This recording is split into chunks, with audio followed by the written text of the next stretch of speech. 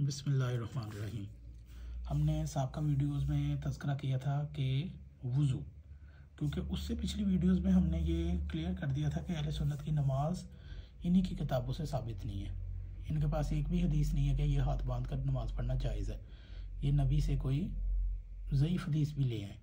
हाँ, मुस्नद बज़ार में एक हदीस है जिसे अहले हदीस अमल करते हैं, लेकिन वो ज़ईफ़ पे ही अमल करते हैं और उनके अंदर भी दो रावियों पर शक पाया जाता है, तो वो भी साबित नहीं है इनकी हदीस।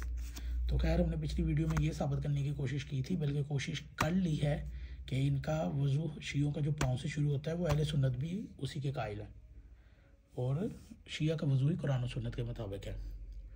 अब हम सफ़ा नंबर 57 है और हमारे पास यही किताब है नमाज़ पैगंबर की, हुसैन अल-अमीनी की लिखी हुई, और इसके हवाले सारी सुन्नी किताबों के अंदर दर्ज है। मकतब अहले सुन्नत और में वज़ू का तरीका, सुन्नी यानी कि वज़ू कैसे करते हैं। हमने पहले बताया था कि शिया वज़ू कैसे करते हैं। शिया के अंदर 4 चीज़ें लाजमी हैं, यानी कि जब वो वज़ू करेंगे तो इस पर शिया सुन्नी दोनों में इख्तलाफ नहीं है। उनमें चेहरे का धोना, कोहनियों का धोना, सर का मसा और पाँव का मसा, और ये कुरान में भी है। अब सुन्नियों का वज़ू देखते हैं।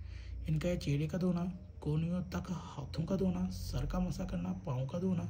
बरादरान अहले सुन्नत कहते हैं कि पाँव अगर पाक भी हों फिर भी इन्हें धोना है, लेकिन अगर पाकीज़ा पाँव पर मोज़े, चमड़े, रैक्सीन की जराबें हों तो पहने हुए हों तो उन मोज़ों पर मसा किया जा सकता है।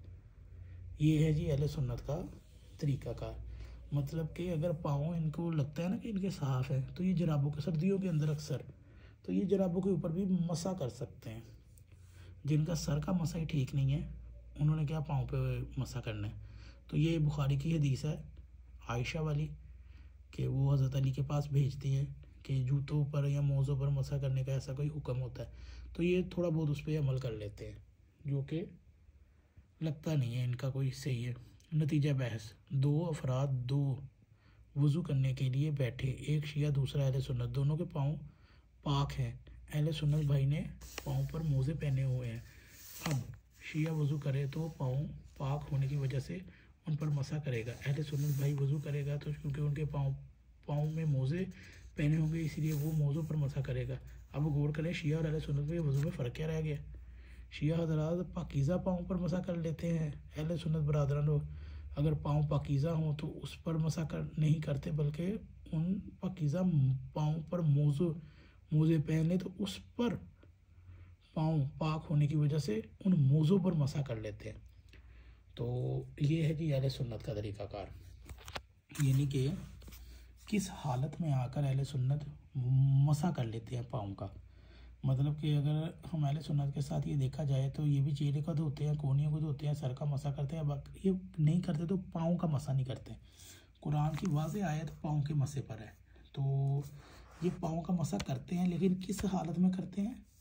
ये इस हालत में करते हैं कि अगर इनको यकीन हो कि इनके पाँव साफ़ है, इन्होंने जराबें या मोज़े वगैरह पहने हुए हैं, तो ये उसके ऊपर इस तरीके से हाथ लगाकर ये मसा कर लेते हैं। मतलब कि इनके अहादीस में भी मसा मौजूद है, लेकिन किस सूरत में कि जब इन्होंने मोज़े वगैरह पहने और इनको यकीन हो कि इनके पाँव पाक हैं। तो ये हदीसें इनकी बुखारी में मौजूद है, जो आगे आ जाएंगी। तो हमारा ये मौजू है कि अहले सुन्नत ये तो साबित कर लेते हैं कि जी हम हर चीज़ सुन्नत से साबित करते हैं, हम ये करते हैं वो करते हैं। इनकी कोई चीज़ भी सुन्नत से साबित नहीं है और ना ये अपनी सुन्नत पे अमल करते हैं। पहली बात ये तो ये तो कुरान पे भी अमल नहीं करते। तो कुरान ने तो वाज़ेह पाँव पर मसा का हुक्म दिया है। तो ये अहले सुन्नत किस हालत में मौज़ू पर मसा करते हैं, ये आपने देख लिया। अब हम अगली वीडियो की तरफ चलेंगे कि कुरान में मसा की आयत कौन सी है।